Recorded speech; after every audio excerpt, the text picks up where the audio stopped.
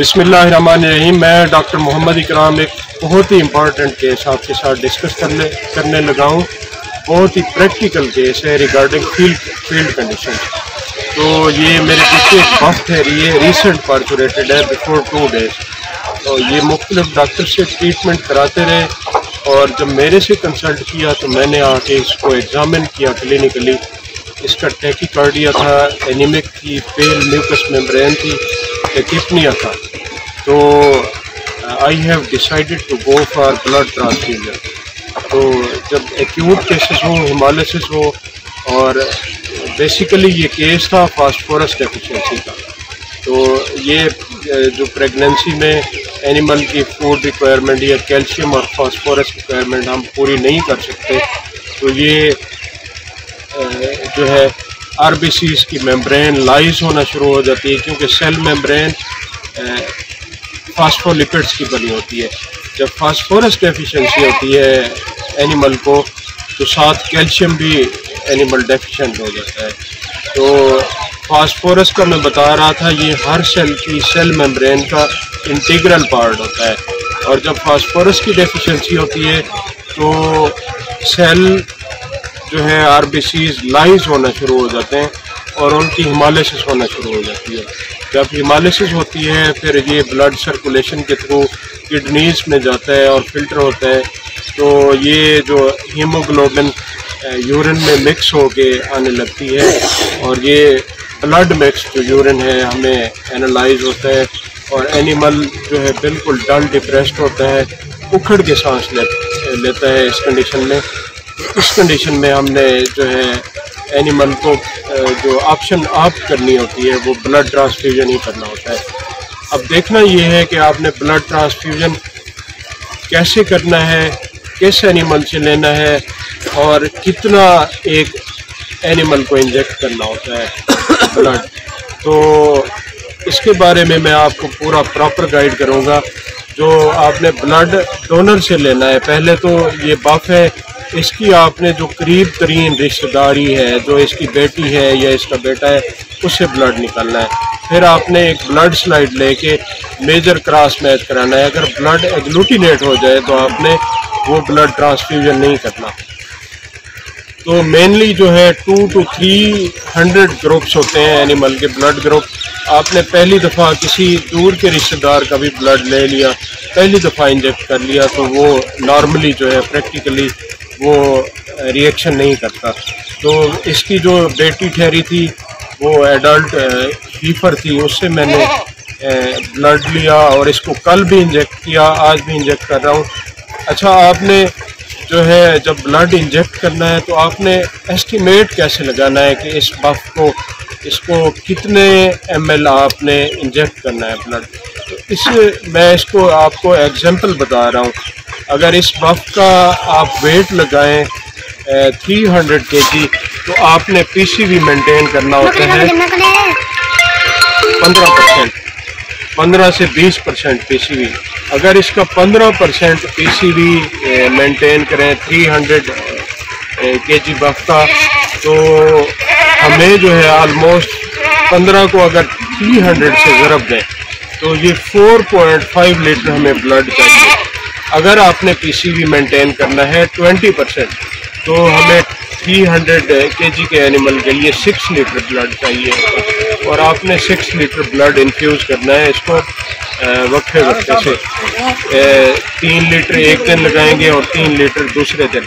Normally जो blood होता है एनिमल के बॉडी वेट का 6 to 7% ऑफ बॉडी वेट होता है। अगर ये जो बफ है 300 kg बॉडी वेट की है, 6 to 9% 300 kg बॉडी वेट की है, तो इसमें टोटल जो ब्लड होगा इस एनिमल में, वो अगर 6% के हिसाब से लगाएं तो 18 लीटर होगा। अगर 9% के हिसाब से लगाएं तो 27 लीटर बनता है इस एनिमल में। तो ये भी आपको मैंने प्रोसीजर बता दिया कि आपने अगर पीसीवी 20% मेंटेन करना है तो 300 kg एनिमल के बॉडी वेट का जो ब्लड वॉल्यूम बनता है, वो जितना हमने इन्फ्यूज़ करना है वो ऑलमोस्ट 6 लीटर बनता है। तो आपने 6 लीटर जो है डोनर से रिसीव करना है, और रेसिपिएंट ने इन्फ्यूज़ करना है। तो ब्लड आपने कलेक्ट कर लिया। ये आप देख सकते हैं मैनर हीफर है जिससे हम ब्लड कलेक्ट कर रहे हैं। तो इससे हमने आज 1 लीटर ब्लड कलेक्ट किया या 2 ब्लड बैग्स हाफ लीटर वाले। ये उसकी जो रेसिपिएंट है, जो डैम है या जो बफलो है, जो रेड वाटर की अफेक्टेड बफलो थी, उसमें हमने इंजेक्ट करना है ब्लड। आप ये देख सकते हैं। तो ये विड्रॉ कर रहे हैं हम डोनर से और उसी में हमने ये ब्लड ट्रांसफ्यूज़ करना है। तो ट्रांसफ्यूजन के बाद बफलो की कंडीशन भी दिखाऊंगा, काफ़ी इम्प्रूव्ड है। आलमोस्ट जो है 90% वो बेहतर है। उसने रिगर्जिटेशन स्टार्ट कर दी। उसका जो टेकिपनिया था या डिस्निया लाइक कंडीशन, उखड़ के सांस लेना, वो भी कंडीशन रिलीव हो गई।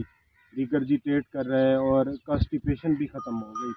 तो ये सारी चीज़ें जो है वो हाइपोफॉस्फेटेमिया का केस था, रेड वाटर का केस था, उसमें हमने इंजेक्ट करना है। ये मैं आपको दिखाऊं ब्लड बैग।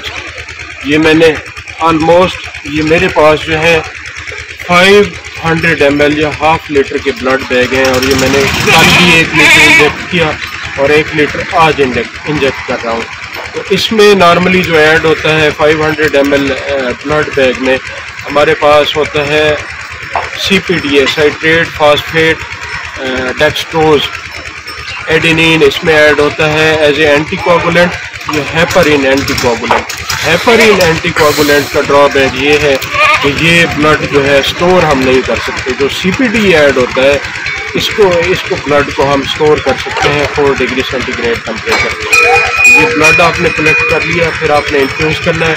इन्फ्यूज़ करने के बाद जो है जानवर को रिस्क फैक्टर जो सेंसिटाइजेशन हो सकती है, एक्यूट हिमोलिसिस हो सकती है, तो वोमिटिंग हो सकती है जानवर को। इसको काउंटरैक्ट करने के लिए आपने जो है अपने साथ जो फर्स्ट एड मेडिसिन है वो आपने लाजमी रखनी होती है।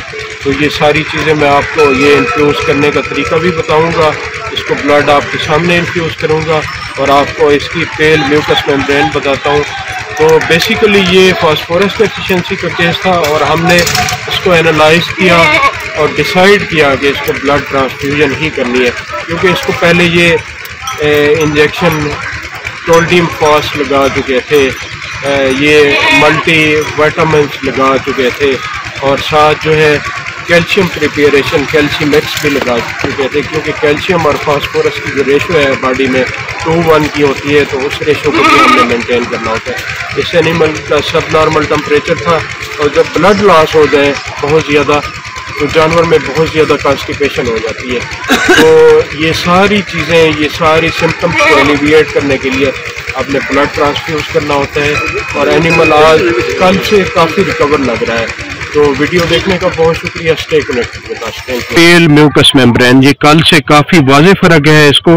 कल तो बहुत ज़्यादा पेल थी। जब ब्लड लॉस हो जाए और RBCs लाइस होना शुरू हो जाए तो हीम और ग्लोबिन पार्ट बनता है। ग्लोबिन फिर ये जाके आगे लिवर में मेटाबोलाइज होके यूरोबैलिनोजन और स्टर्कोबैलिनोजन, जो मतलब यूरिन को ऐसे वो पेल कलर देती है और स्टर्कोबैलिनोजन जो है फीसेस में चली जाती है। तो आप देख सकते हैं, आप थोड़ा क्लोज कैमरा और देखना, ये इसका वाज़ेह फ़र्क है।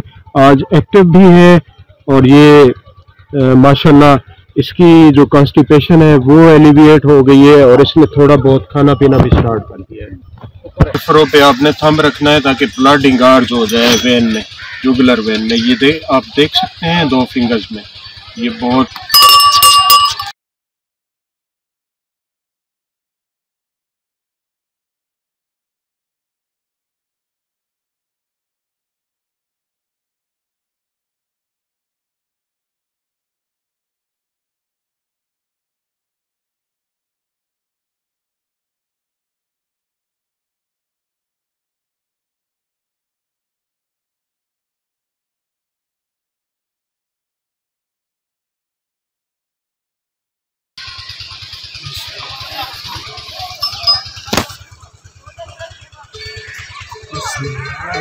ये ब्लड ट्रांसफ्यूजन आप देख सकते हैं। ये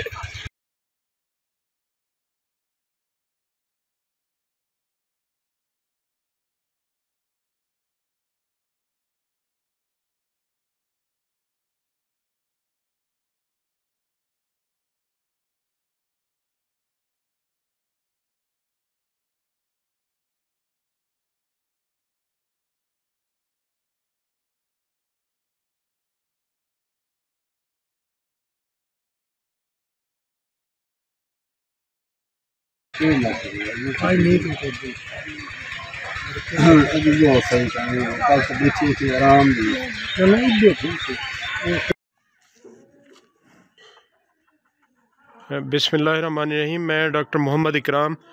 जिस बफ़ का ब्लड ट्रांसफ्यूजन किया था उसको आप 1 वीक लेटर देख सकते हैं। इसकी जुगाली, इसकी ओवरऑल हेल्थ कंडीशन, इसका खाना पीना बिल्कुल नॉर्मल है और ये सरवाइव कर चुकी है। लगता था ये सरवाइव नहीं कर पाएगी, लेकिन ये अल्लाह का शुक्र है सरवाइव भी इसने कर लिया और इसकी हेल्थ भी काफ़ी इम्प्रूव हो गई है। ये आप देख सकते हैं इसका नॉर्मल जो है खाना पीना इसने स्टार्ट किया हुआ है। बिल्कुल ये बिल्कुल जैसे नॉर्मल एनिमल होता है अब वैसे ही बिहेव कर रही है। तो वीडियो देखने का बहुत शुक्रिया। Stay connected with us. Thank you.